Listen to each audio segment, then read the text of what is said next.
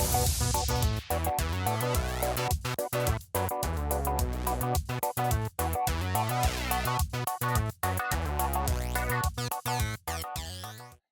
and welcome to Alyssa Jean's Reviews, and this is my review for Star Trek Prodigy Season 2, Episodes 1 through 10. So I will be covering this season in halves, with this video coming out on July 3rd, and then the next one for Episodes 11 through 20 coming out no later than July 10th, maybe even sooner, depends on what I have time to do.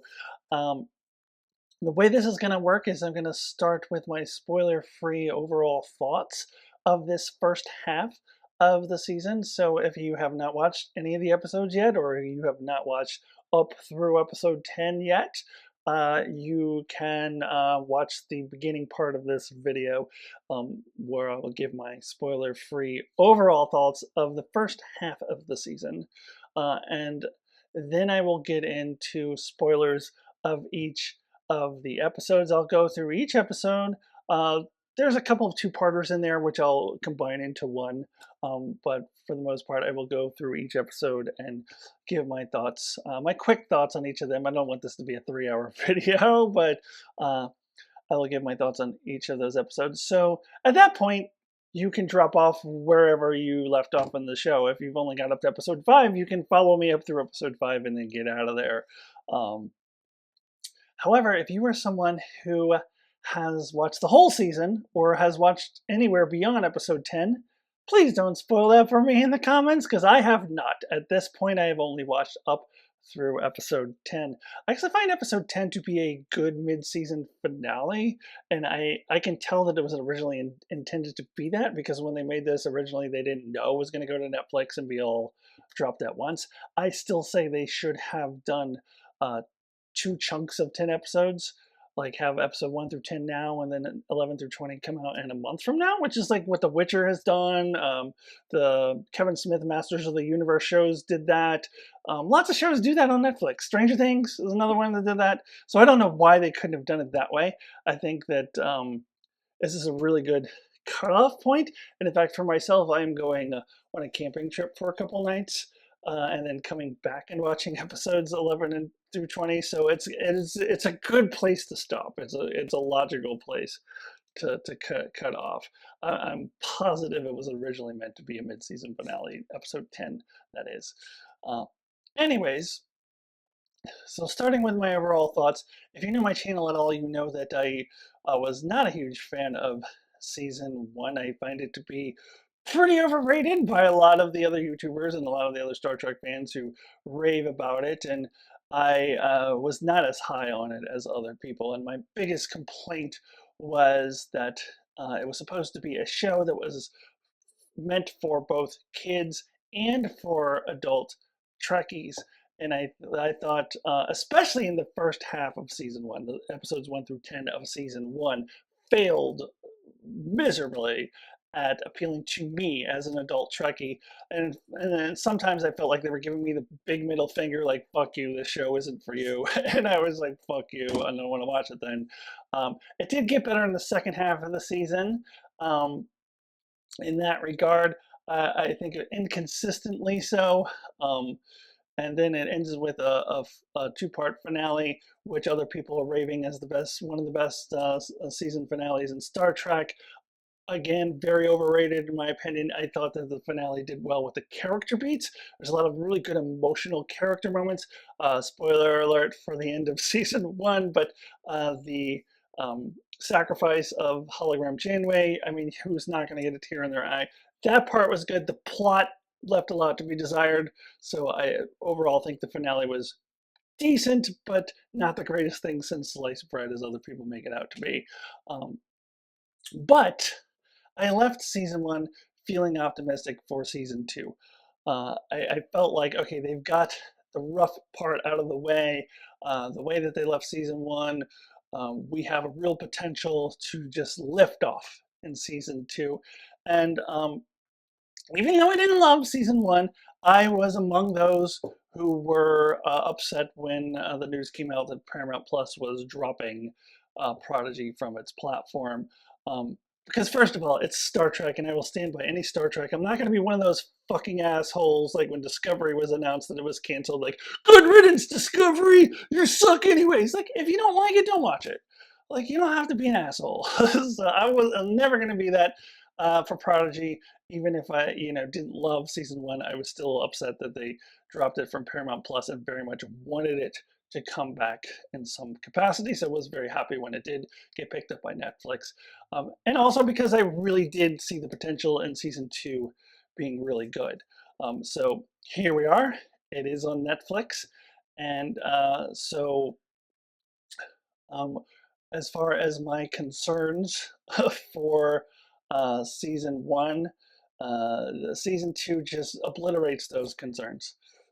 Not at all. Like, in fact, I would almost say that it might go a little bit too far on the other end of the spectrum, where maybe it caters to adults a little bit too much because of the complicated time travel stuff that it gets into. Without getting into spoilers, there's definitely some timey-wimey stuff, some really head-hurty, complicated time travel stuff that I think is definitely going to be over kids' heads. Although when I think back to some of the cartoons that I watched when I was young in the 1970s and then the early 80s when I was like a really little kid. Um, when they would do these complicated things like this, I may not have fully understood it, but I was fascinated by it. It made the wheels turn in my little kid brain, and I was fixated on it, even if I didn't quite understand everything until maybe I was a little older. Um, and that includes actual Star Trek episodes that I watched when I was that age, the original series episodes, the more um, intricate and complicated episodes of that show that I watched when I was young. Um, it did help to get my brain going, even if I didn't fully grasp it. So I think that it still works for kids, and it still has all the characters are still very, cartoonish in a lot of ways. The humor is very cartoonish. Although I will say the humor works a lot better for me in season two so far than it did in season one. Um, did they do some almost in a lower decks fashion, a little callbacks to to other uh, shows. And also, speaking of lower decks, I think that season two, even more, much more so than season one, really connects to the larger Star Trek universe of the modern Trek, like all the other shows that are happening, because this is taking place just a few years, or maybe only a couple years after Lower Decks, and then about uh, 15 to 20-ish years before Picard season one. So it's all in that same sort of time period, and they reference the Romulan evacuation, so they're referencing something from Picard season one, which would be taking place around this time. Couple big references to Lower Decks that I loved. I'll get more specific when I get into the spoiler section. There's even a reference to Discovery. It's a blink if you miss it reference. I don't know if everyone caught it, but I'll get into that in the spoiler section as well. Um, but I love that they're embracing the greater Star Trek universe. Even if the show did end up getting knocked out of Paramount Plus, it still feels like a cohesive universe. And I think for that reason, and also just the fact that the quality so far of this season put together with the quality of Discovery season five, I think this is peak Star Trek. It's Star Trek. There's always going to be episodes that I don't like, and once I get into the full spoilers, you will see. There are two episodes that I don't like in this bunch. One that I really don't like, but looking at the big picture, it was an incredible first half of the season. Can't wait when I come back from my camping trip to watch that second half of the season because this is high quality Star Trek. All the concerns that I have from season one have just been completely obliterated. Also, we've got the characters, I gotta mention them. Um, as a very lower decks like that, it's very sweet. The friendship and connection for the characters is very real, without being overly too sappy, which I know Discovery got accused of a lot of times, but just feels very real and you really just connect with them. It's all about connection between one being to another to another. Just um, it's really good. And now we've got the real Janeway mixed into that, and we've got the Doctor. I am loving the Doctor in in this season so far. They're kind of there is sort of a little bit of a lower decks dynamic too, where you have the upper decks and the lower decks situation happening. So it's very similar, but very different and distinct too. And then we have a new character, the first Vulcan female ever in Star Trek to not have a name that starts with a T and an apostrophe, because her name is Bajel, which is named after Majel Barrett. To me, every time they say her name, it sounds like they're saying Michelle, but it's Bajel. Um, but uh, I was a little iffy on her at first, but she really is turning out to be a great character and fitting in well with the rest of the cast. So yeah, I have nothing but praise for the first half of the season overall. Although once I get it episode specific, I will have some harsh critiques for a couple of the episodes at least. Anyways, so um, that was a very, very long intro, so I do want to go ahead and dive into spoilers. So I'll get into each episode one by one. I'll start with well, one by counting two-parters as one. So I'll start with the um, parts one and two of the beginning of the season, episode one and two, and then I'll go up through episode 10. I am not going to give a rating out of 10 for the first half of the season. I will hold off on that till I've seen the entire season.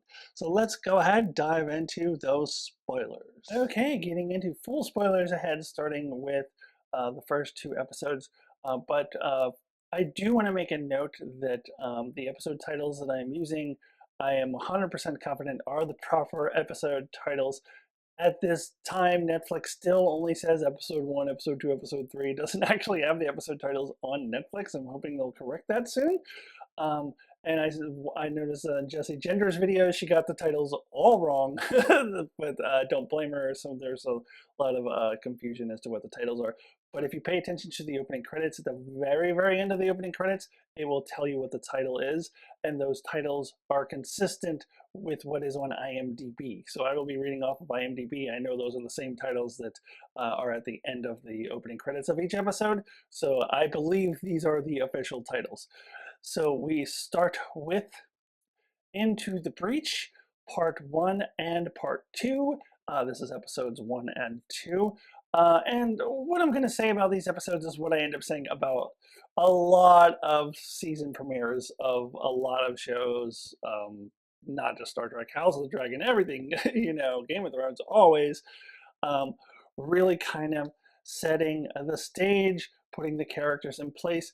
I even felt like at the beginning of episode one, maybe we're going a little bit backwards. It's been a bit since I saw the season one finale, so maybe I'm misremembering.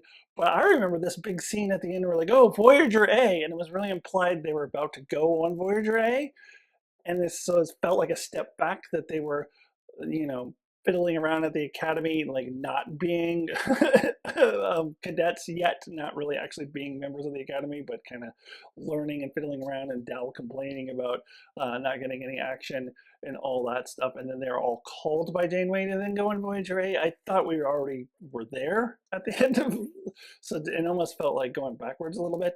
But in any case, I thought these first two episodes did a good job kind of putting things in place. I think, for my money, the season really gets going in episode three, but episodes one and two were necessary to get kind of everything in place. We get the introduction of the Doctor. I do have to say, I don't know when to say this, but I'll go ahead and say this here. Bringing back Jason Alexander's character, the who was the Doctor last year, and now he's being credited in the credits as the counselor. And there's even a scene, and it's in a later episode where he says to one of the characters, "Oh, do you want to step in my office and talk about it?" They're like, "No," and he's like, "That's cool. I'm off the clock anyways." So I guess he's pulling a Colbert, and he's a counselor now. Why is this character here? Like, I kind of, I guess because they like Jason Alexander and want him to have a part, but I think the Doctor should just completely replace this character, and I don't think this character does much, honestly. But I do like the Andorian commander. I'm blanking on his name right now, but as the season goes on, I really like him more and more. So we get this in place. We get the introduction of the Nova Squadron and Majel and At this point, I'm thinking, oh, this is going to be one of those stupid things where there's going to be a competition, and it's going to be like what Lower Decks did with the, what were those people called on Lower Decks? The not the night shift, but the Delta shift or whatever it was. Like, I don't know. Yeah, I thought it might be going in that direction. So a little concerned, but they will in future episodes, you know, take care of that concern. That doesn't end up being an issue. And we don't really get Gwen until episode 2. I get a little bit of her in episode 1. Episode 2, we start getting into her a little bit, setting the stage for what's to come with her. Much like Aemond beating, sorry, I got House of the Dragon on the brain, but much like Aemond beating Lucerys to Storm's End, we have Essentia has already gotten there before her. Don't know how she pulled that off, but apparently she's had enough time to like really convince them that she's right. Um, Essentia is very much a mustache twirly villain. She's as mustache twirly as she gets, as it gets, but she's not like the main adversary for the show, at least not so far. So, I mean, she may end up being that, but right now, you know, I'm okay with her mustache twirliness to this point. Um, so yeah, we start setting the stage. I can't remember if we get John Noble yet in this one or episode 3. The first 5 kind of bleed together because it's very um, serialized, which I forgot to mention in my intro. I do love the serialization. Um, any case, we're setting the stage. So let me go ahead and jump on over to episode 3, which is called Who Saves the Saviors? And so this is to me when the story really gets moving. This is when Dow and the crew end up on the Infinity. I guess it ends up being Dow because Rock Top stays behind. So I think it's everyone but Rock Top, and then Megel is there, or Magel. And uh, the whole thing with them like accidentally floating off in the Infinity, it was like, whoa, whoa, whoa, whoa, so hijinks, you know, a little silly, but I'm hand waving it. It's fine. If they needed to get the characters there, I don't care. It's fine. So they end up um, going back uh, and seeing Chakotay. Now they do the thing where time moves at the same rate, which was a big complaint that I had. Um, and the Deep Space Nine two-parter where they seem to have time is moving at the same rate in both time periods, and it shouldn't be that way. But I don't know. It doesn't bother me here because I guess because they lined it out, they explained it. But they need it for the plot, sure. So we've got to wait a certain amount of time, you know, before going in there. So because you got to wait for Chakotay to actually send the ship off, they end up accidentally going in a little too early, and then I start to kind of wonder um, about this timey wimey stuff. I start to wonder. Because they do at one point basically say, I think it's Zero who says, hey, maybe this is type 1 time travel, that maybe we always help them get out. But then we find out later that them leaving behind that phaser or whatever is kind of alternate. It changed the timeline a little bit to where now Chakotay and Birdman are now now leaving um, in the protostar, which is not what was supposed to happen. So they couldn't have always meant to be there. So I do wonder, like, um, does Chakotay and Birdman get out by themselves in the original timeline? Um, seems like they must have. But they are thinking, oh well, maybe we're always supposed to be here, and but it turns out maybe not. But I do find that I'm not complaining about it. I find it very interesting. Um, and now, at this point, I'm wondering about the ramifications of what they did because if you're staying true to traditional Star Trek, timeline just changes right here and there, and like you see, like you'll see Admiral, you should see Admiral Janeway go like in yesterday's Enterprise where everything has changed.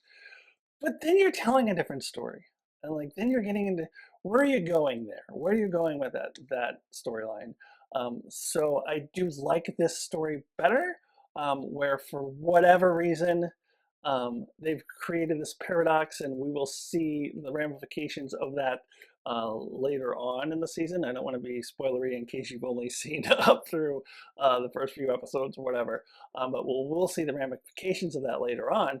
Um, I wonder if at one point we'll get an explanation as to why this particular case turned out differently. Why does Gwen still get to be around? Although she's fading in and out, and I have to give her that little thingy. I believe that's an episode 4 thing that I'm getting into. But um, yeah, it's it's interesting.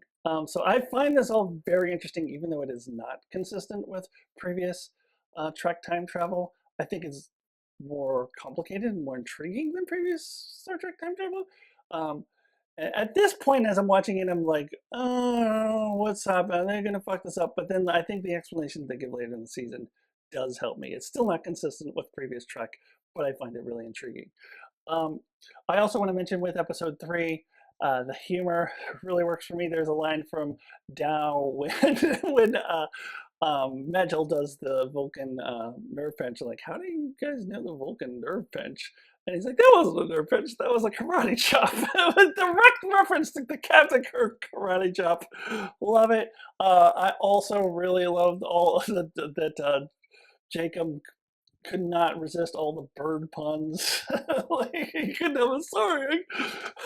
We flew the coop. Oh, I'm so sorry. And Dave's like, yeah, that one's pretty good. Like, that's good humor. I like that so much better than the humor from the first season. That was really good for me. So, yeah, so overall, even though at the time I'm questioning the time travel stuff a little bit, I'm intrigued. I really like this episode. So that now we can move on to the next episode. Now moving on to episode 4, which is called Temporal Mechanics 101, which has kind of been a running joke so far. Like, don't you read Temporal Mechanics 101? So uh, I appreciated that.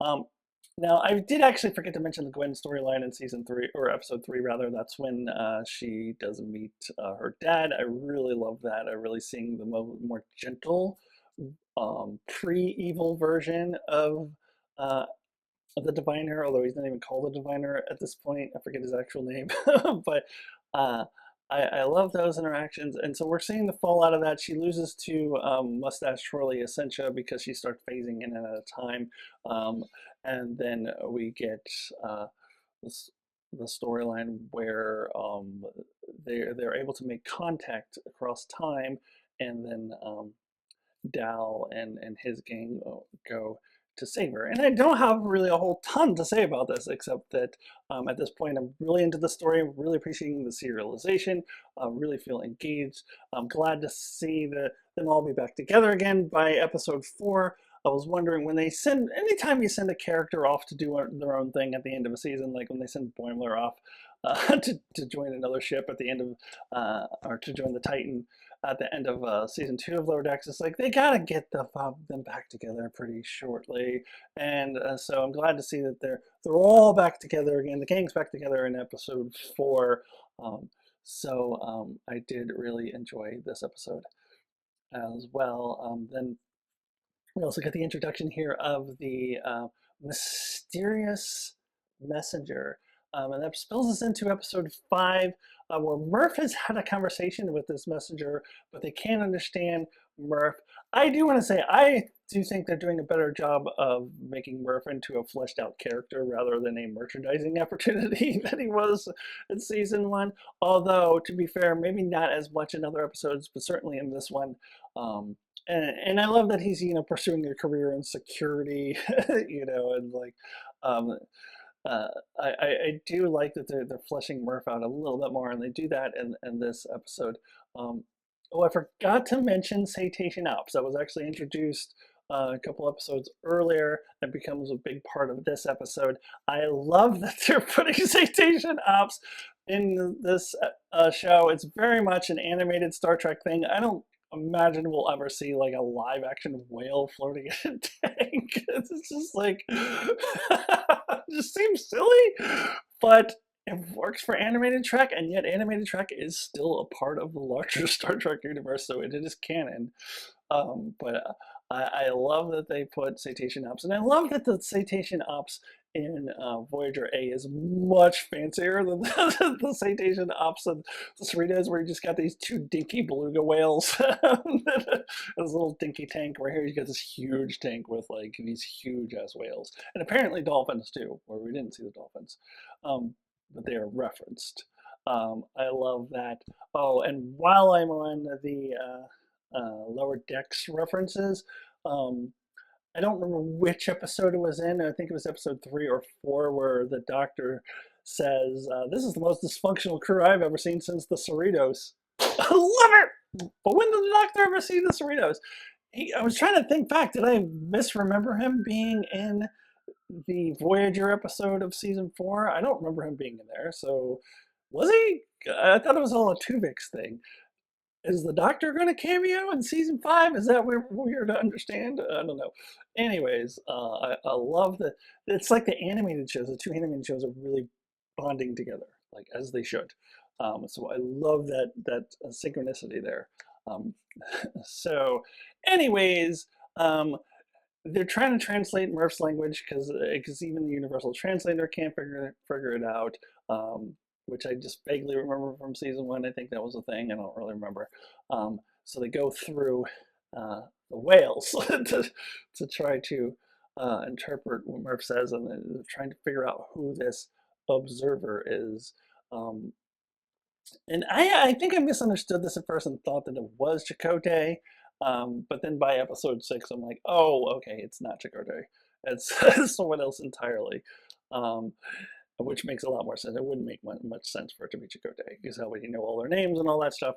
Um, so this is a big mystery, and I will say, in case you have not watched up to episode 10 yet, I won't reveal who the identity of this observer is, but not anyone I thought of in a million years. But we'll get to that later. Um, so, um, yeah, now we're really starting to set the stakes for the next part of the season. And again, season 1 released it episodes 1 through 5, episodes 6 through 10, and then episodes 11 through 20. I really get the sense that that was the intention for this season before it got moved to Netflix and dropped them all at once. Because this also feels like a good cutoff point as well, but not as big of a cutoff point as episode 10, which would be consistent with how they did season 1. Um, so then we move on to kind of the lull of the season. I think after we've got that peak from episodes 4 and 5, and then we go down a little bit and we get into my two least favorite episodes of the season thus far, which is episodes 6 and 7. Okay, so we get into episode 6, which is the imposter syndrome. I will say that by the end of it, I didn't hate it as much as I thought I was going to at the beginning, but I still don't love this episode. Not as bad as episode 7, which is definitely my least favorite. I'll get to that in just a couple minutes. But here we are in episode 6. I don't know. I don't like the whole, like, I don't know, we have duplicates and they're evil kind of thing. And it didn't make a lot of sense that they would be behaving evilly. Evilly, is that a word? But it just gave them this dramatic intro where we have, everybody's attacking Dal, and Jacob's like, Jake, who said Jacob Paul was your friend? And like they're, being mean to him, whatever. And then 24 hours earlier, that's nice to give you a good little setup or whatever for the episode to try to hook people in.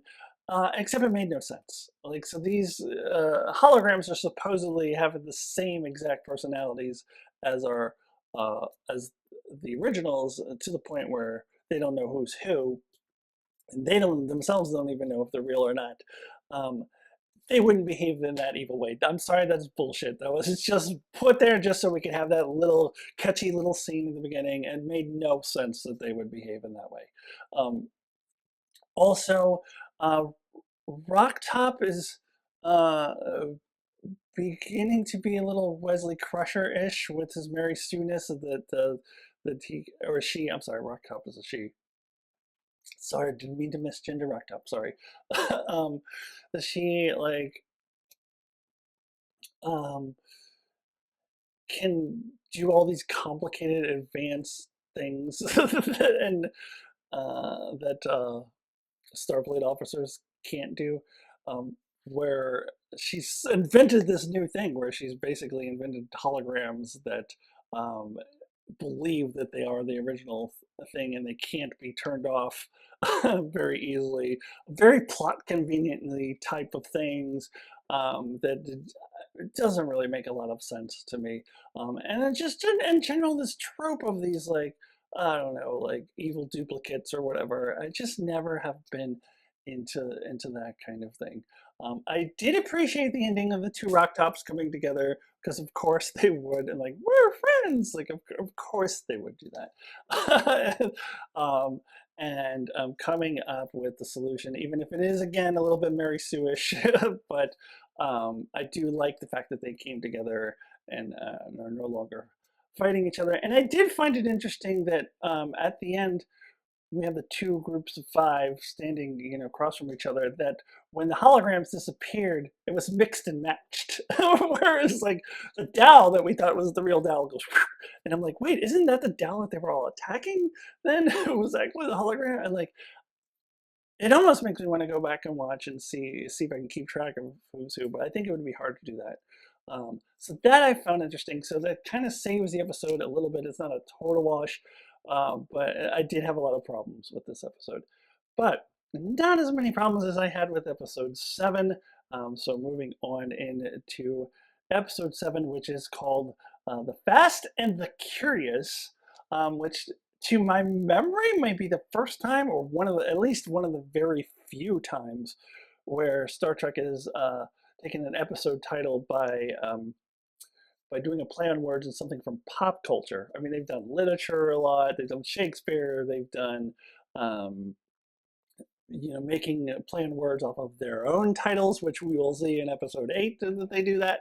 But don't usually do it with pop culture. And that might have something to do with why I hate this episode. I also don't have no interest in ever watching those Fast and the Furious movies. Anyone who says, "Oh no, you should watch it. You would like it," like no, I have. Uh, See the whole race thing. Like anytime they do like a race, a pod race, a ship race. Like there was a Voyager episode with Tom Paris racing. There was an episode in the Bad Batch, Star Wars: The Bad Batch season 2, where there was a race and there's the pod racing from the Phantom Menace race. And like I don't like that. It's just not something that appeals to me. And then you have that combined with the AI evil AI trope, which is ironic since they have referenced Lower Decks, and Lower Decks totally makes fun of this trope, and they go ahead and do the trope with the evil AI, and then just throw in a Kazon to boot, which is the worst species ever invented for Star Trek. Um, the poor man's Klingons. Um, yeah, they're just so everything about this episode, to just have all the pieces of it to be like an episode that I don't like, and then on top of that, we get the B plot with Voyager crew with Janeway and the Andorian and the Doctor going in and seeing the hologram uh, uh, crew, Dal and all of them who have been who are replaced by holograms, but the hologram, their personalities are all mixed up. And Dal is sitting there talking like Zero. It's like, oh, well, I couldn't do that. Because Dal doing that. And then Zero is talking like Dal. And they don't notice! That drives me crazy! Like, they don't notice it! Even Majel, like, kind of only sort of is suspecting something is off. But is it like, hey, why is Dal talking like Zero? Like, it's so obvious! Like, this is worse than the crew of the Enterprise D not knowing that Lore or Dana was Lore back in the Data Lore episode in season 1, which is something I've always complained about. It's so ridiculous that they couldn't tell. This is worse than that. It's so obvious. Like it drives me crazy. They do piece it together in the next episode, but they should have immediately been like, "Hey, why is Dal talking like Zero?" Like it's so stupid. So yeah, it drives me nuts. So put all of these pieces together. Easily the worst episode of this season, and I would put it among the worst episodes of the series. But thankfully, it's a one-off. We move on. They do give us a setup for the next episode by Zero kind of saving the day and like damaging their suit. So at least gives us a setup for the next episode. Okay, now we move into episode 8, which is there in beauty no truth? Which is, of course, a play on words of the original series episode, Is There in Truth No Beauty? Which was the original episode that first featured the Medusans, which is, of course, what Zero is. So I saw that title before I watched it. It was like, well, obviously a Zero-centric episode. Um, and at first I was wondering, does that title actually mean anything, or do they just try to be cutesy and switch the words around? And you could apply it. I think, is there in beauty no truth? The beauty being Zero getting to experience the senses and being in the body and getting all these new experiences and just experiencing the world in a whole new way. That was very beautiful. But is there truth in there? Because the dude's kind of uh, deceived them a little bit. And so is there in beauty no truth? So I mean, it works, although mostly I think they did just rearrange the words to be cutesy, but I think it works. So I really enjoyed this episode. I think it was a very strong character episode. I think we're climbing back up out of that hole from episodes 6 and 7 now. And I liked that uh, ultimately those those non-corporeal people weren't really trying to screw over Zero. That I was afraid that in the end that they were going to be like, no, you can't leave, you must stay. But instead it was like Zero's like, yeah, I want to stay with my friends, and they were like, I love that for you. That's amazing. Love it. Have a great time. Like I did question why they needed to be deceitful to Zero, and even Zero was like, for some reason you decided to leave that information out. And I forgot what their answer was. It was just like, well, you needed to discover it on your own. I think it's weak sauce, but at least they don't have bad intentions. So I did really appreciate about that episode, because I feel like if we got distracted with the typical trope of, oh, they're evil and they're trying to really keep Zero there, then I think that takes away from the actual beauty of the episode. I think it takes away from the experience that Zero has and takes the choice out of their hands. And it, again, this is kind of a lower Deckian type thing that I referred to earlier. The like connection between the characters, and it just feels real. It doesn't feel forced. It doesn't feel phony. It doesn't feel over the top. It feels like real, that they would uh, you know stop to save Zero, uh, and that Zero would really notice that and appreciate that, and like you risk your lives to like go and tell me this. This is where I belong. I thought that was all beautiful. I thought this was a very beautiful episode overall, and good character moments for Dal. Sneaky good character moment where he's telling Gwen, "Hey, listen, I'm sorry. I was, I get so focused on the task that I didn't think about Zero, and I apologize." Self-reflection for Dal, almost out of character, honestly. Uh, Good character beat. Oh, I also have to point out a little bit of an Easter egg when they were talking about the different non-corporeal races that exist on this planet. Um, there's a couple of them I didn't recognize. Other people in other videos, I'm sure, will explain who they are, but one was the Paxons, and the Paxons are, are the race that go, the plan has failed. Like, um, and I don't think this contradicts anything. I think, the Paxons were portrayed as like isolationists and they wanted to do their own thing, but there could be individual Paxons that were like, no, I want to go and explore the galaxy, and then they could have found their way to this planet. So I don't have a problem with that. Um, so, um, love for other people to tell me what the other races were that were mentioned. It sounded like something started with a C or something. I don't know. But the Paxons is the one that like stuck out, and by my brain I was like, hey, that's the plan has failed race from the episode Clues of the Next Generation.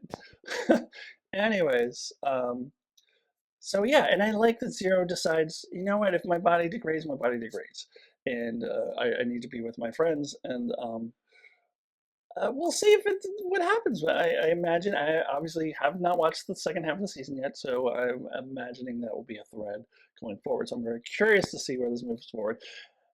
And then we get into, in the next episodes, we'll start getting back into the um, Miguel and Zero romance, which I fucking love. This is uh, Zero is I don't even know if you can call Zero non-binary or if it's just agender. Like I don't know, Zero just doesn't have a gender, and neither of those other people in the planet either didn't really. They were all like agender. So, um, but I love that Magel's feelings for Zero can really transcend that, and it's just all about like this heart and soul of the being, which I love. So that leads us into the final two episodes of this first half of the season. All right, now we move into the two-part finale of the mid-season. I know it wasn't made that way because they dropped it all at once, but it really feels that way, and I think it was intended that way. So we have the Devourer of all things, parts one and two. Okay, guys. So looking at this as a singular episode, which is what I do for two-parters, this is one of the best episodes in Modern Track. I would have to find a way to get this into my top 10 of Modern Track if I redo it, which I also have to find a way to get episode 4 of season 5 of Discovery, which was also a timey-wimey thing, uh, into my top 10 somehow. I don't know what gets bumped out, but this has to be in there. This is easily the best episode of, counting it as one, the two-parter as one, best episode of Prodigy yet. And I haven't watched the second half of the season, so if they top it, then I'm going to be really blown away. But by far, I know people were really high on the season finale of season one. As I said, overrated. This is the best for me. Um, so many reasons, and I think it is that complicated time travel stuff that I did mention earlier, and it is a departure a little bit from the way time travel has worked in Star Trek before, with this whole paradox idea and these monsters that are coming in to eat up the timeline. That's a whole new thing. In the past, we just would have had like the timeline just changes. But this is so much more interesting. But also, I think it all fits in with the stuff with the travelers. So let's start there with Wesley Crusher. Was not expecting to see Wesley Crusher in a billion gazillion years. And when they first show him, I actually thought that it was a live action person.